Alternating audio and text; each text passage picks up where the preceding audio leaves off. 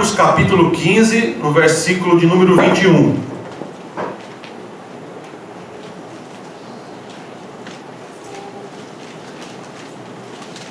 Alguns meses atrás, a nossa irmã Vanessa, como eu disse agora, né? A Liberdade mandou para mim uma mensagem falando sobre isso.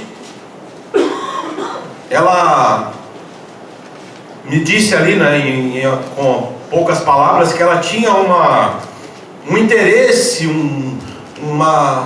assim, algo especial por esse texto, por causa do filme de Jesus, do Mel Gibson, que Simão, o Cirineu, ele é obrigado ali a carregar a cruz de Cristo. E eu pensando nesse tema, enfrentando situações inesperadas, foi exatamente o que aconteceu com esse homem. Então vamos lá, somente esse versículo. E os soldados obrigaram certo Simão, o Cirineu, pai de Alexandre e de Rufo, que por ali passava, vindo do campo, a carregar a cruz. Curva a sua cabeça mais um instante. Vamos falar com o Pai novamente. Deus eterno, mais uma vez, Senhor, nós continuamos na Tua presença. Com toda reverência, com todo respeito, Senhor, nós queremos dizer que o Teu nome é santo. Sempre diremos, sempre falaremos isso. O Teu nome é santo e poderoso. E o Senhor mesmo usou o apóstolo Paulo dizendo que Jesus subiu ao céu. E Ele deixou aqui na terra homens preparados, pessoas preparadas para levar a Tua mensagem. Pai, nós sabemos que não existe nenhum privilégio, que não existe proteção nenhuma. Nós sabemos isso olhando para a vida do apóstolo Paulo, quando ele, orando a Ti, reivindicou, falou: Senhor, eu não aguento mais essa dor, eu não aguento mais essa tortura, eu não aguento mais o que eu estou passando. E mesmo com tudo aquilo que o apóstolo Paulo fez, mesmo com toda a sua história no Evangelho, o Senhor apenas olhou para ele e disse: Senhor, Paulo, a minha graça te basta. Nós sabemos disso, Senhor, por isso não existe nenhuma glória a nós. Que não venha nenhuma glória a nós, mas que toda a glória seja dada a Ti. Que nós possamos dizer, como João Batista, que eu diminua e que Cristo cresça cada vez mais. Que as palavras da minha boca e o meditar do meu coração sejam gratos diante de Ti. Amém? Amém. Amados, o contexto desse momento aqui histórico é muito conhecido.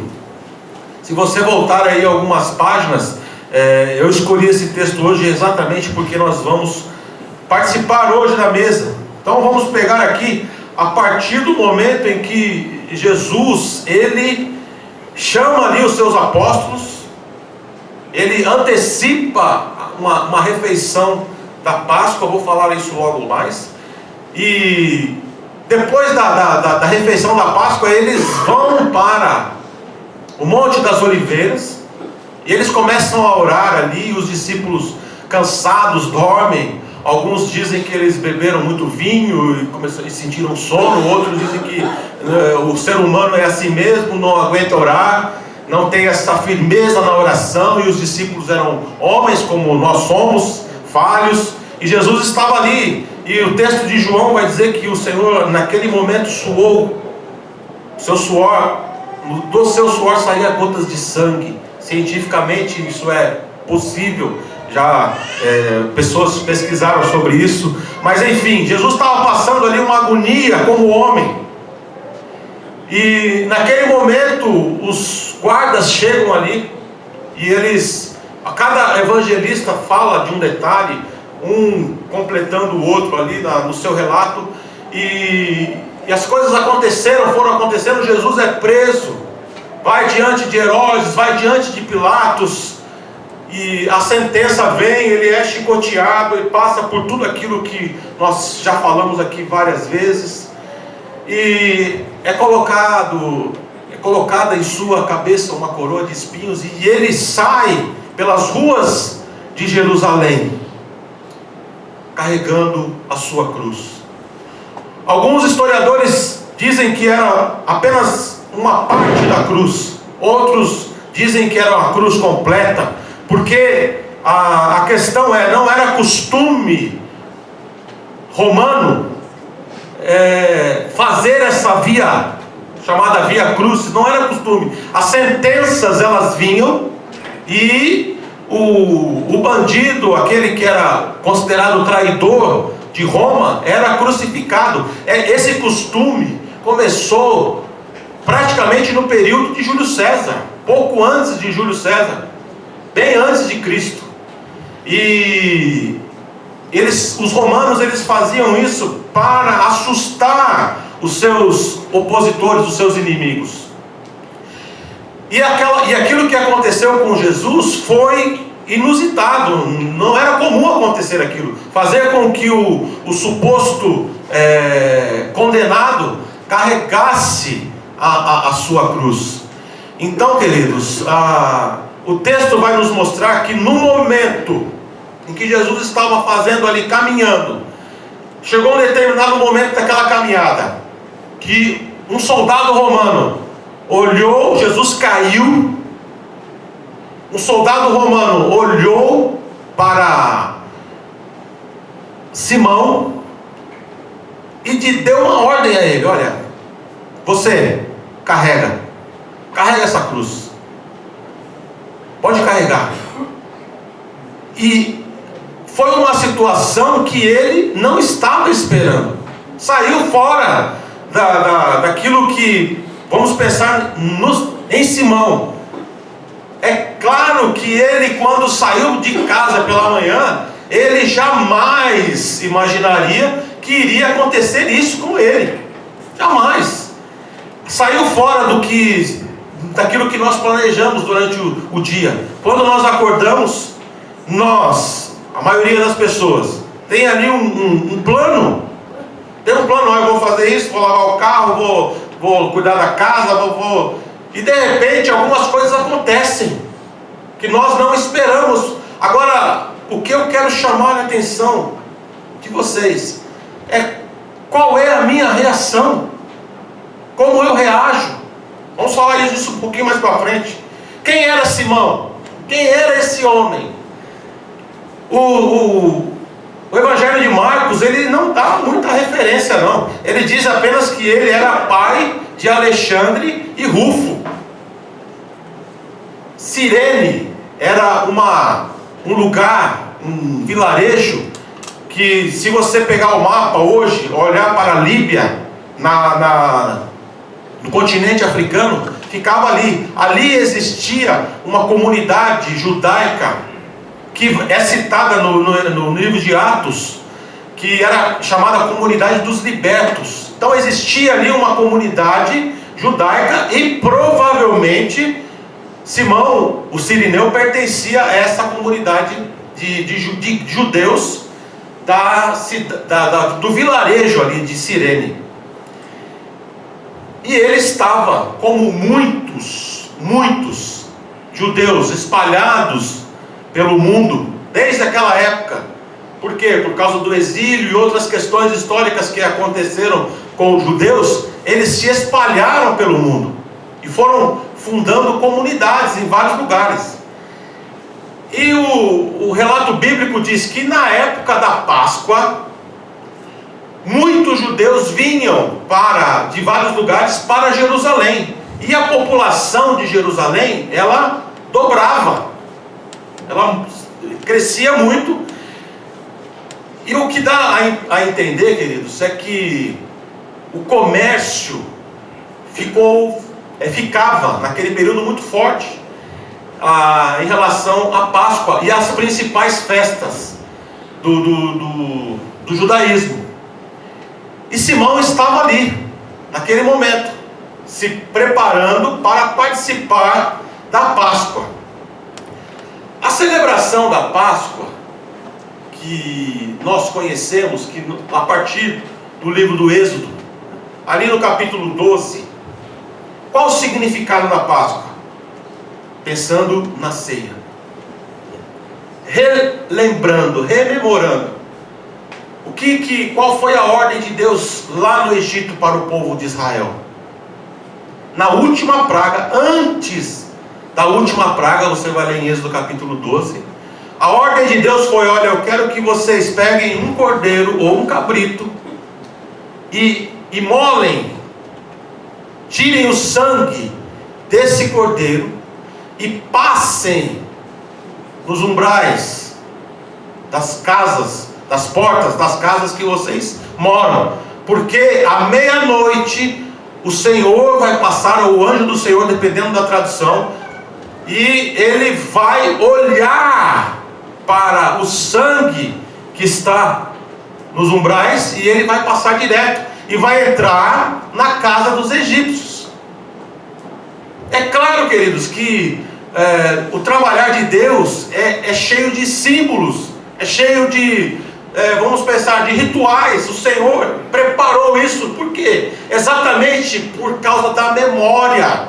Isso tem que ficar na nossa memória, ficou na memória de gerações. Qual o significado da Páscoa e por que Jesus antecipou ali a refeição, a cerimônia da Páscoa?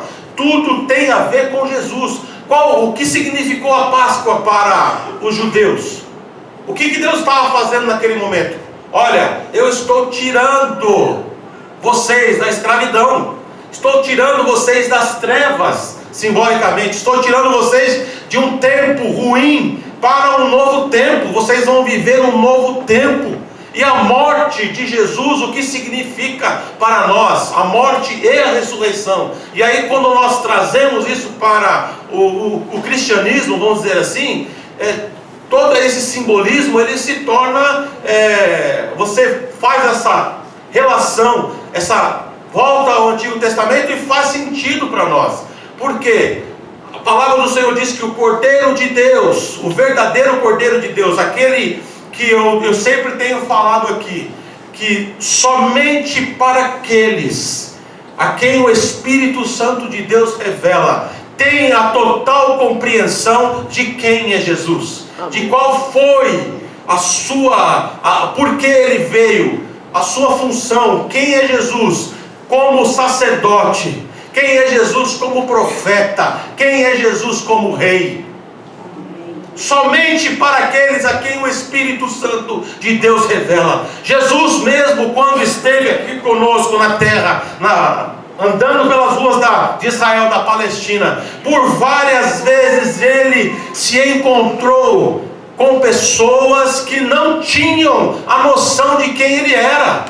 E da mesma forma é hoje. As pessoas ouvem falar de Jesus, sabem que ele foi crucificado, que ele foi morto, que ele subiu ao céu, que ele ressuscitou, tudo aquilo que está no credo apostólico, sabem de cor e salteado, mas realmente não entendem Jesus, não tiveram um encontro com ele, não entregaram verdadeiramente suas vidas a Jesus, ao Senhor. Não sabem, só sabem que, assim como Jó falou a respeito de tudo, a respeito de tudo aquilo que ele passou na sua vida, todas as experiências que ele viveu, e aquilo que ele pensava que estava fazendo certo, que estava pensando certo, agindo certo, lá no final do livro de Jó, ele reconhece: olha, tudo aquilo que eu fiz, tudo aquilo que eu fazia sem conhecimento, eu só ouvia falar de Deus,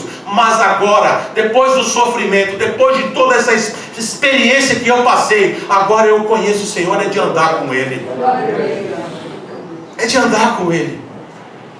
Páscoa significa liberdade. A Páscoa para nós, por que é que os cristãos comemoram no domingo? Porque foi no primeiro dia da semana que Jesus ressuscitou. Ele é o Cordeiro de Deus vivo, que tira o pecado do mundo. Em relação à história, a forma como os judeus comemoravam, ela foi mudando de acordo com o tempo. A Aqui nós temos uma ordem, em Êxodo nós temos uma ordem, olha, reúnam as famílias. Só que no período do exílio e depois do exílio, com o templo o significado foi mudando. Então, pelo que eu pude pesquisar, no período de Jesus, os judeus vinham para Jerusalém para participar da festa da Páscoa e de outras festas, mas aqui no momento que nós estamos falando da Páscoa.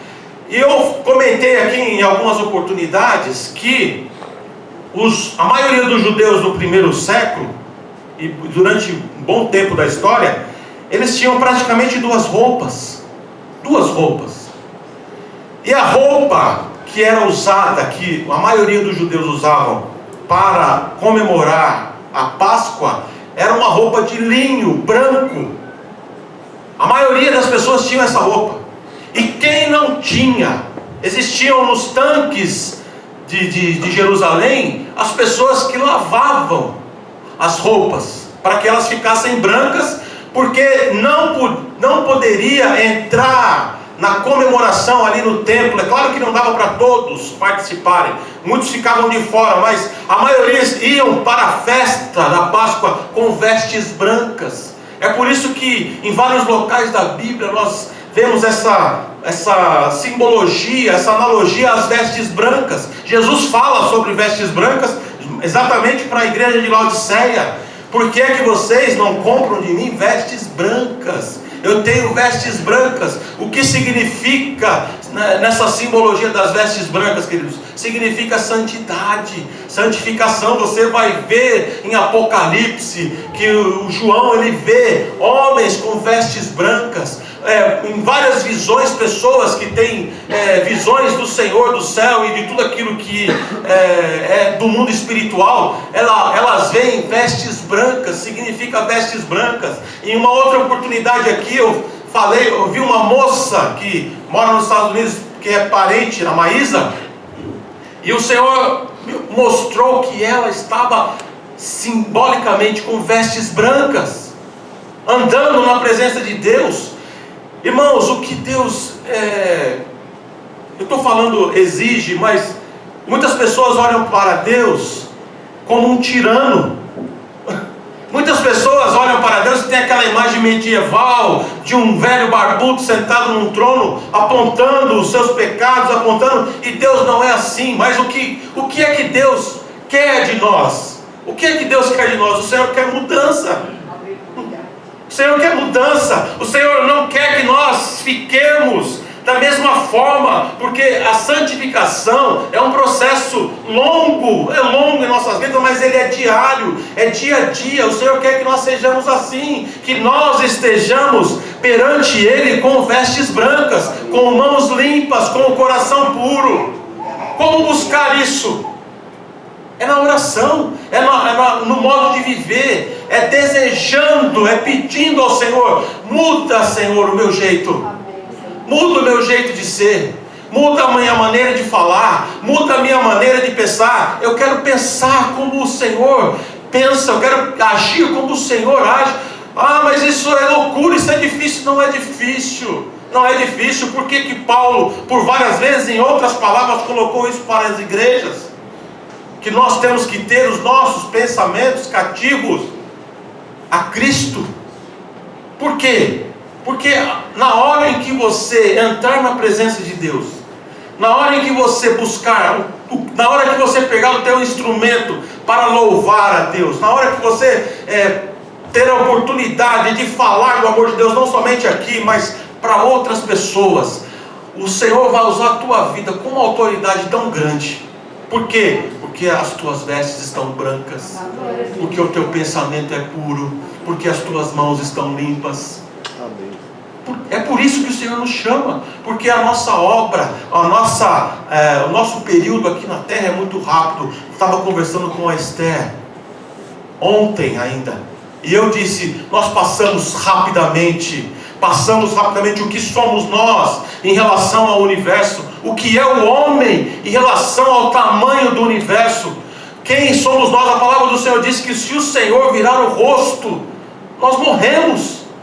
Quem é o homem para que Deus se lembre dele? Nós somos apenas pó. Mas em uma discussão entre ateus e teólogos, eles brincaram, né? Somos apenas um pouquinho mais do que qualquer animal, do que as abelhas.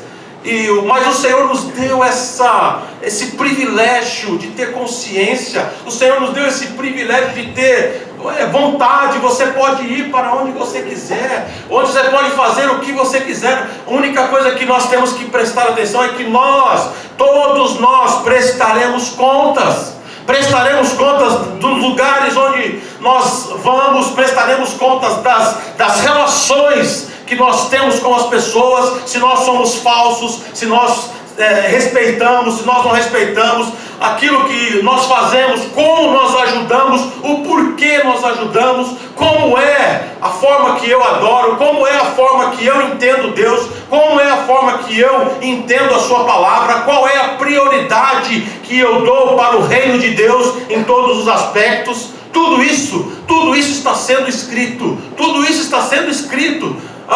Nós pensando como humanos, né? Tudo isso vai ser colocado. Nós teremos 2 julgamentos, como a palavra do Senhor nos garante. 2 julgamentos, o julgamento do trono branco e o tribunal de Cristo. O tribunal de Cristo é para aqueles que são salvos. Amém. E o trono branco é para aqueles que não reconheceram Jesus como seu único e suficiente Salvador, não deram glória a Deus. Todos nós seremos julgados, todos nós.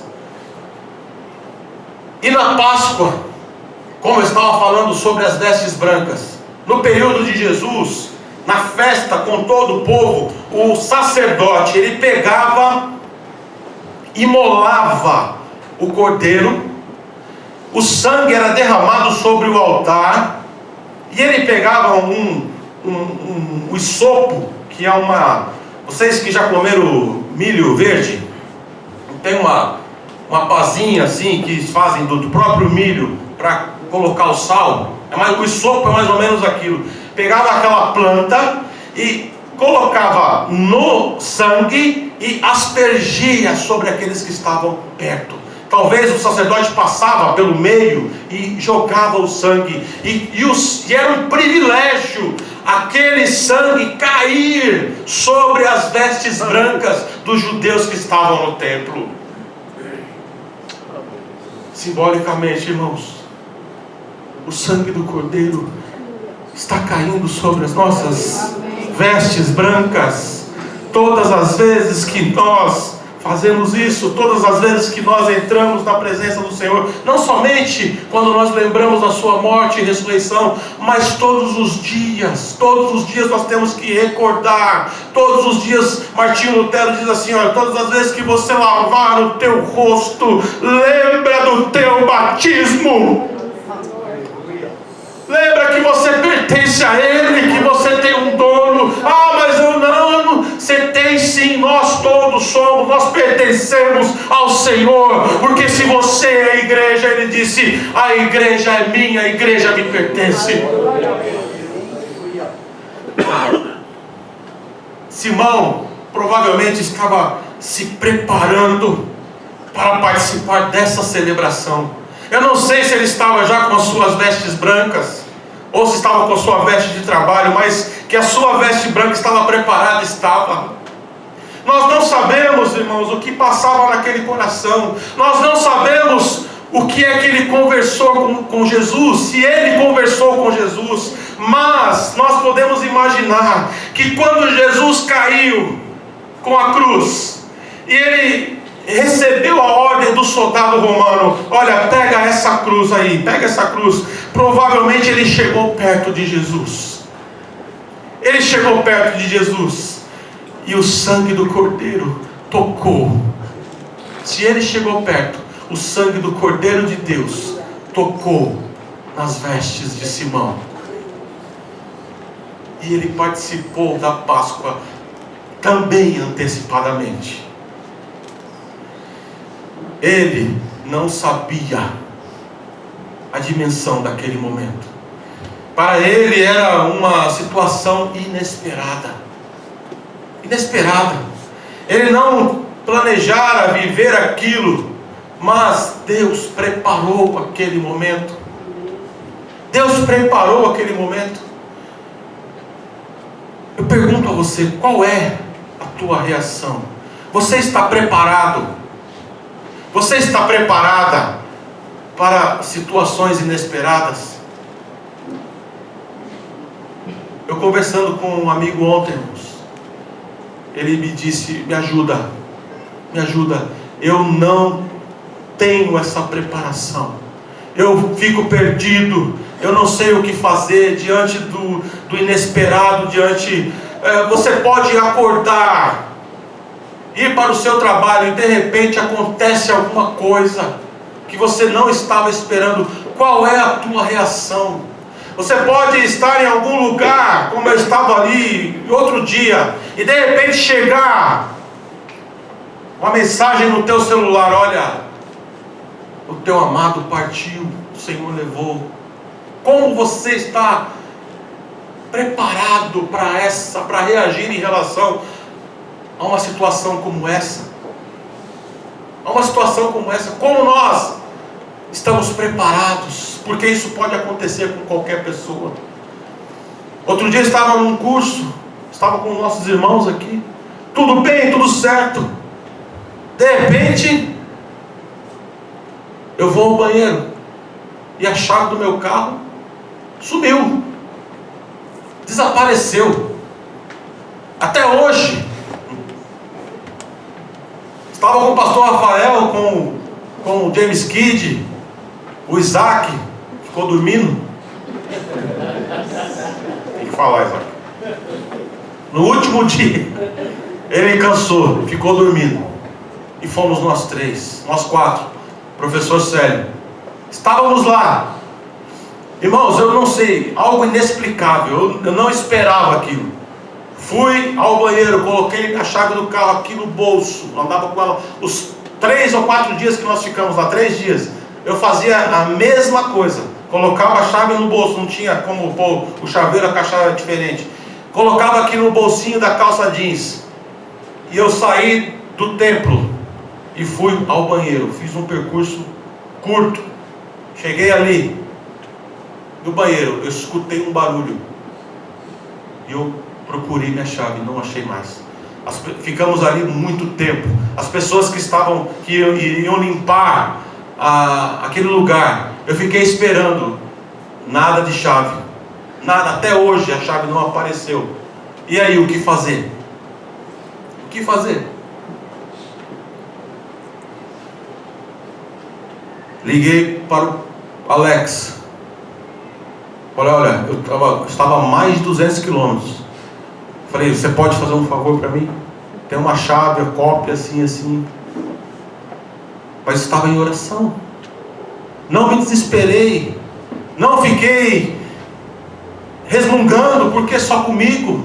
Porque justamente comigo, Senhor, eu estou fazendo a tua obra. Por que não? É assim, queridos, que nós temos que agir. Mantenha calma, mantenha a sua postura, busque esse equilíbrio em Deus, porque tudo vai se resolver. Tudo vai se resolver. Simão, ele não esperava o que iria acontecer, e ele estava ali naquele momento. Que privilégio ter levado a cruz de Cristo,